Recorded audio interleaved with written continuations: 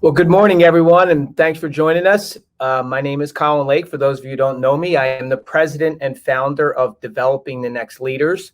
So I have the very good fortune of introducing a good friend, colleague, and a really impressive professional, Dan Green, to the show.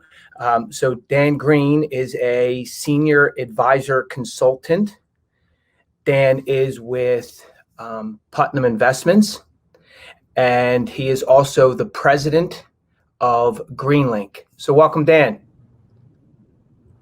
Colin, thank you, buddy. Happy to be here. All right, Green. So you understand how the show works. You've watched it before, listened to it before. So thanks for that. To get back to doing what we've always done best, which is solve the problems of our most important people that we work with every day, which is our clients.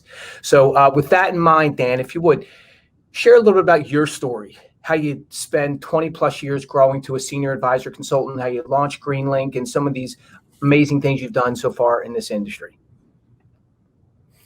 Colin, absolutely. And thank you again for this opportunity. I want to just take a quick second and highlight how much I appreciate you as a professional and what you're doing for the industry.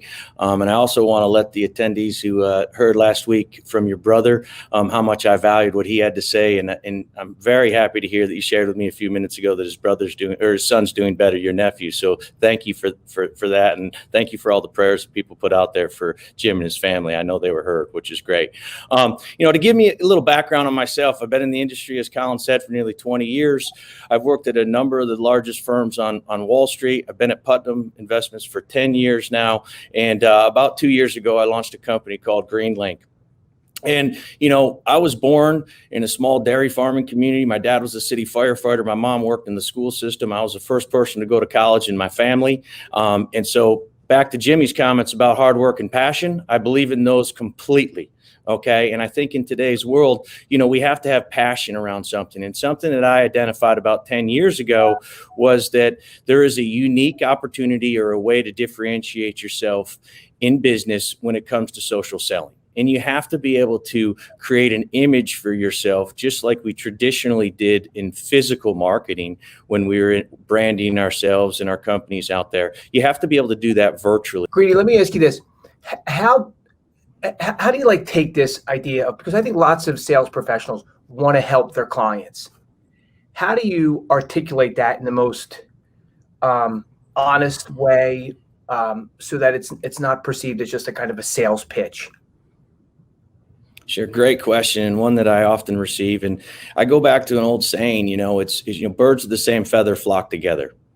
And so, in a traditional sales meeting, if you were to go meet with someone and break bread or have a drink and talk with them, and in the entire 30 minutes that you were together, all you did was talk about your product, you'd probably not be interesting to that client or that person. So, what it is it's what I like to say, it's an art and a science, right? The science is you have to do certain things, and the art is you have to add your personal touches to it. And so just like we would in a traditional sales role, when we go meet with people, we'd learn about them and they'd learn about us. If in the virtual space, you have to have the courage and the conviction and the passion to be able to put something out there that relates people to you. So again, they can become aware of you as a resource that you can help them in certain areas of their life. Reciprocity is a key in every industry, no doubt about it. I mean, you quickly learn who your partners are, and when you share, you get back. And as Jim said, and one of my favorite sayings is iron sharpens iron, right? And so, I mean, if you want to get better, hang out with the best, give your best and you'll get their best. So a firm believer in that. And two other things that I think are pretty monumental that people should keep in mind is that in any type of sales, the key is to be politely persistent. Right? You don't want to be offensive. You don't want to come across as flashy or salesy, but you want to be persistent, and you have to do it in a polite manner. And I'm very, very confident you can do that in the virtual space if you conduct yourself correctly. Right? The second thing is that in any sales capacity in any industry, the number one thing is what I call presence in your absence. You want your clients, your prospects to be thinking about you when you're not there. You want other people talking about you. You want ideas shared.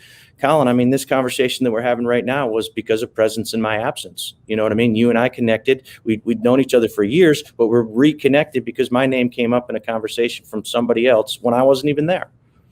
Yeah, very true. That's two big thoughts there. Presence in your absence, one wonderful one. And the other one is, I don't know if you caught it, but I'm talking to the listeners now. I know you caught it, Greeny, because you said it, is give your best and you'll get other people's best. A really good thought is like, don't hide stuff. Just share it. It'll always come back to you, and usually come back to you in, spades, twice, 3, 4 times what you shared. All right, Greeny, last question. What's the biggest opportunity that sales folks have today?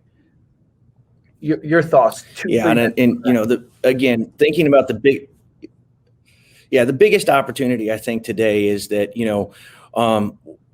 there is a world of opportunity, and when I say a world of opportunity for salespeople, no matter the industry, being that everything is kind of gone to this virtual space, you are unlimited in your client base. You're not restricted to geographic areas. You can connect to people. You can do virtual sales. You can do Zoom calls. You can do webinars.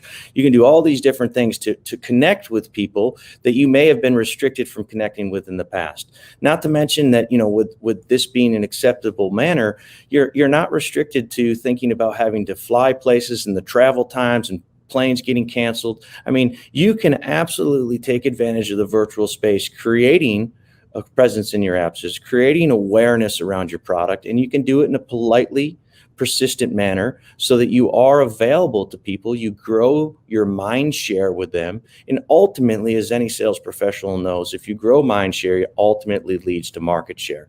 And so the biggest opportunity I think out there today is what my dad used to always tell me.